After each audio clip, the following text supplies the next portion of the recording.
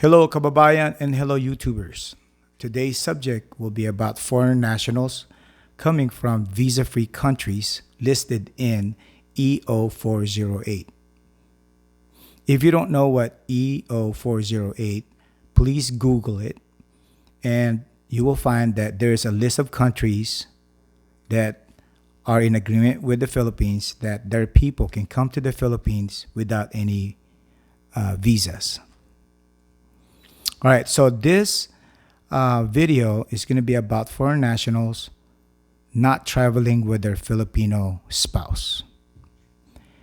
All right, so we can begin now, but before we begin, I want to remind everybody that if you are 4 years old or older, you will need a negative COVID test prior to your departure.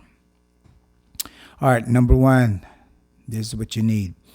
You got to be fully vaccinated. You got to have your Trace apps and your One Health Pass. You got to complete those stuff. Number two, you're going to need a negative 48-hour RT-PCR test or a 24-hour antigen test. You got to have proof of vaccination. If somehow you get there and you arrive in the Philippines and they have trouble verifying your vaccination status, you'll be subjected to a 5-day quarantine in a hotel that you have to pay for. And on the 5th day, you will be tested, which you have to pay for again. And if you are negative, then you'll be free to go. Your maximum stay in the Philippines will be 30 days. Upon your arrival, that will be day 1. And then the day of your departure, that's your day 30. You gotta show them that you have a return ticket, travel insurance, which covers the COVID-19 at a minimum $35,000. Your passport has to be valid at least 6 months upon arrival at the Manila airport or whatever airport you landed in the Philippines. If you have kids with you, traveling with you, if they're 3 years old or younger, they don't need a COVID test unless they're showing some type of COVID symptoms. Then they need to take a test to prove that they are not positive.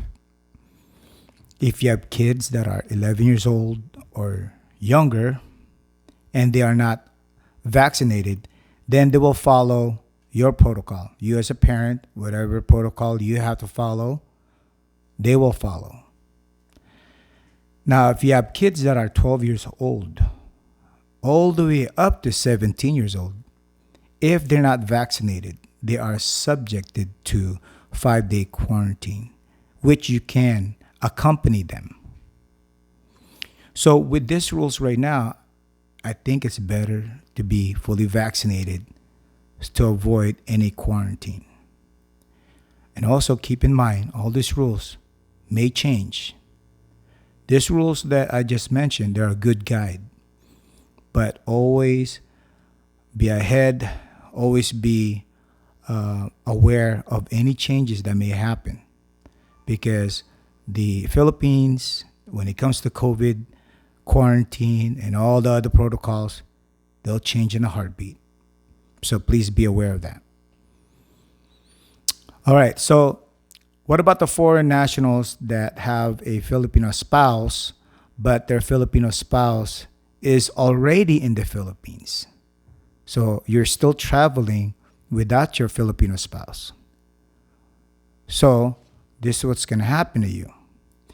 You're going to have to figure out if you're going to stay in the Philippines for more than 30 days because the government is already allowing you to stay 30 days without any other requirements. But if you want to stay there and you need to stay there for more than 30 days and your purpose is not for tourism or leisure, then you need to get an EED, entry exemption documents, before you fly. And then when you arrive in the Philippines, you can get your 9A visa upon arrival. Or just go ahead and follow the requirements that I mentioned earlier. Get to the Philippines. Once you get there, then as soon as you can, bring you, yourself, and your wife to the immigration, and then get yourself your visa extended, and so you won't have no more issue. But they will need proof that that is your wife. That's the person that's with you is your wife, and they're gonna need documents to you, because you need to prove to them that that is your wife. So that's kind of stuff that may hinder you or ruin your trip. If you don't have any proof, you go to the immigration.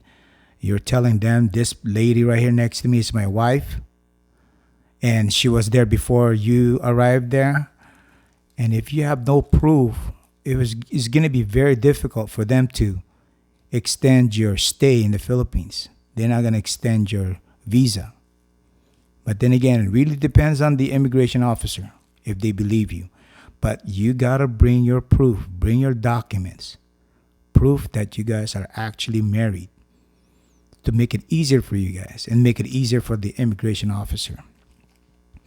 I hope all this information that I mentioned is pretty clear and pretty easy to understand.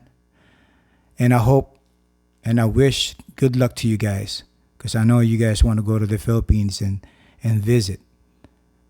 And if your wife is there, and I know how bad it is, for you guys to be able to get there, and I would like it so much that you will join your spouse in the Philippines soon. All right, guys. So if this information I gave you guys is a good help, make sure you give me some comments.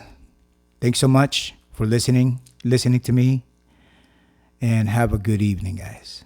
And I love you guys.